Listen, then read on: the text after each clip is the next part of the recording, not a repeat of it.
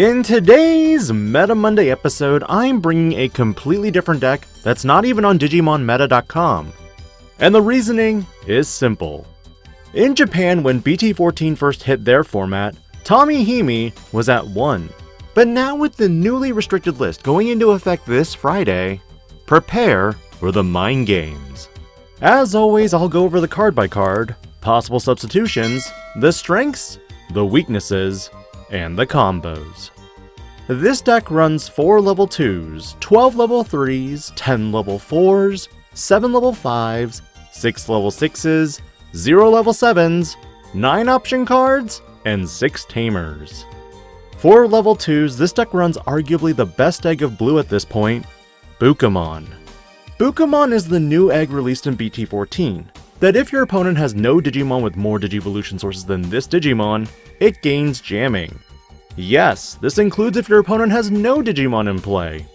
This is one of the first decks that I will opt to go first, because typically I like going second for the extra card draw.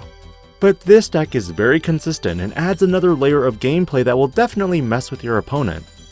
Personally, I would not substitute any other egg into this build, primarily because draw power isn't as necessary for this deck, so whether it be Upamon or Wanyamon, neither feels necessary. For your level 3s, this deck runs the mandatory 4 gomamons from BT14. This extremely powerful rookie has a start of main effect that allows you to trash any one Digivolution source from one of your opponent's Digimon. Additionally, the inheritable is when this Digimon would be deleted, whether it's by card effect or battle, you get to play Gomamon from the sources without paying its cost, making blue much more persistent when keeping presence on board. Additionally, it can't be blocked. Otamamon is another fun option that when your opponent attacks, you trash the bottom 2 Digivolution sources of their Digimon. Super sweet and simple. And while you may be wondering why this Digimon, you'll find out soon enough. As for my last 4 slots, with training cards being the hottest thing, I'm running a mandatory 4 ofs for Sayakomon. While you could run Madoki Betamon for memory blocking, Sayakomon will arguably see more mileage in the upcoming BT14 format. For level 4s, I run 10 in the form of 4 Gessomon, 3 Lanamon, and 3 Kumamon. Kumamon is just a simple blue hybrid for game, and has the amazing ability of when Digivolving, trash the bottom Digivolution source of one of your opponent's Digimon. With Lanamon, this Digimon can simply tuck any level 3 from your hand underneath it as its bottom Digivolution source. If you do, this Digimon gains jamming. But Gessomon is my mandatory 4 of, because this Digimon is one of the biggest counters to Ace Digimon. If your opponent has a level 4 Digimon in play with just one source underneath it, you can attack freely because of Bukamon's jamming ability and the fact that you'll trash the last source when attacking before bouncing the level 4 to hand, preventing them from even having a chance to blast Digivolve. And while you may be wondering, what do you do with 2 sources, the combos will explain everything. For level 5s, I run 4 copies of Zudomon Ace and 3 copies of BT7 Weregarurumon. Zudomon Ace is largely going to be one of the most popular aces to play. When this Digimon Digivolves, you can trash any 2 sources underneath your opponent's Digimon. Then you can bounce a Digimon with no sources back to the hand.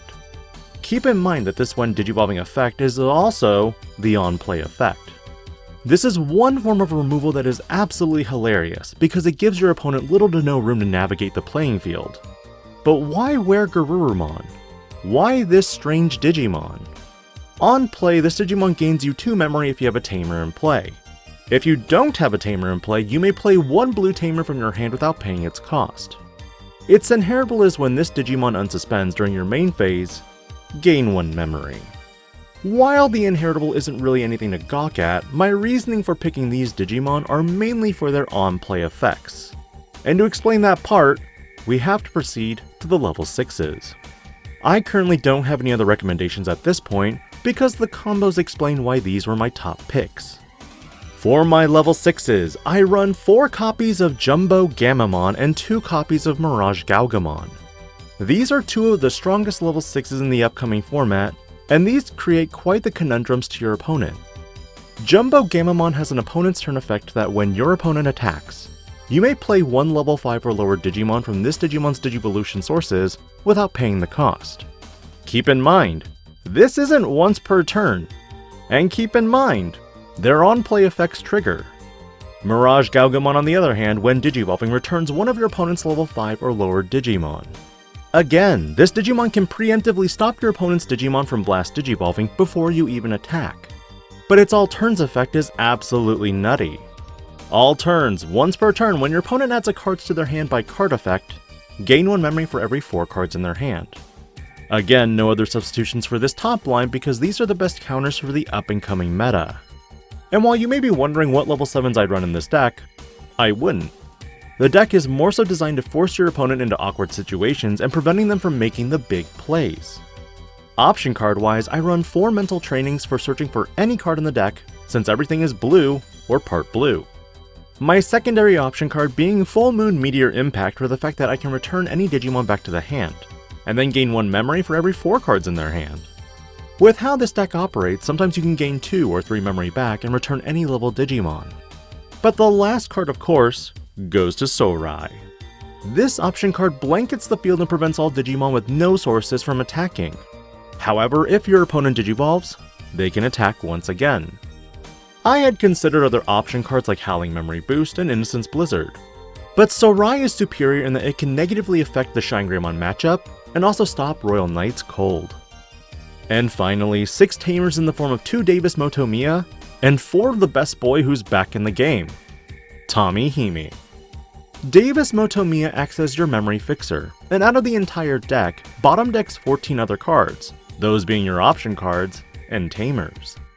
Tommy, on the other hand, on play strips 3 sources from the bottom of one of your opponent's Digimon, and sometimes losing those inheritables can hurt. But when it comes to playing this deck's worst opponent is largely going to be Security Control, and decks that have when attacking effects that delete or remove Digimon before you can potentially ace Digivolve or respond. But the funny thing is, if you are able to choke your opponent off on memory, they largely have to give up the attack if they want to Digivolve. And if they Digivolve out of the raise, it puts them in a vulnerable position. That's the biggest strength of this deck, in that you box your opponent in on their options and resources. Because here's what happens. This deck wants to go first, and ideally, your power play is flipping Bukumon in the raise and Digivolving into Gomamon. Pass the turn to your opponent to 2 by Digivolving into Gessomon or really any level 4.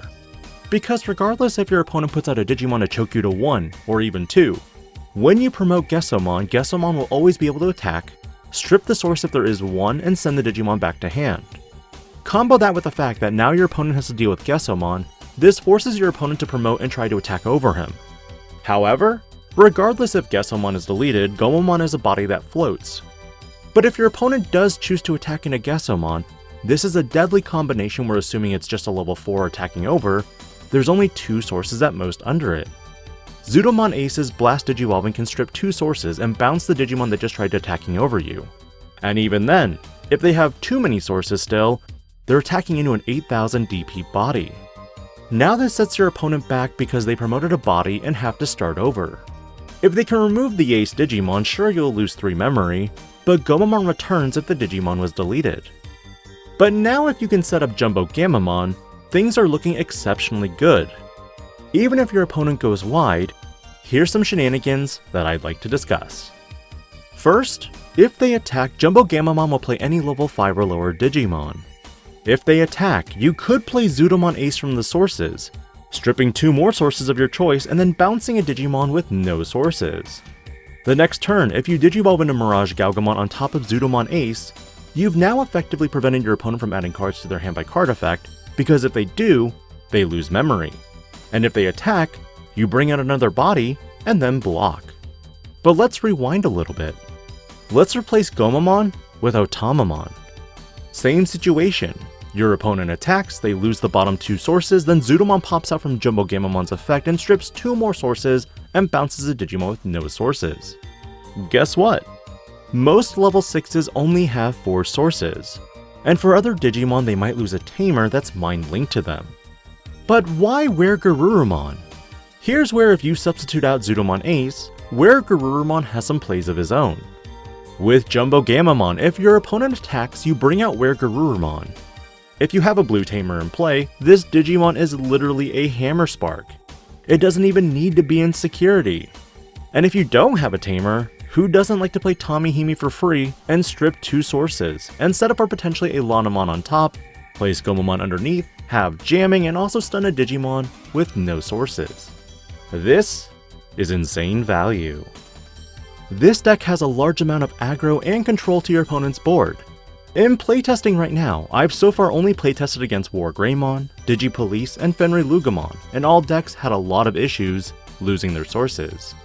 I'll be playtesting more, but I expect decks like Shine Greymon will have an easier time because of how small some of these Digimon are. And before I forget, X-Antibody can be a pain sometimes, but overall, it could not keep up with the deck. But generally speaking, hard removal is the weakness of the deck, but not all decks necessarily run that anymore and opt to go for speed of finishing the game.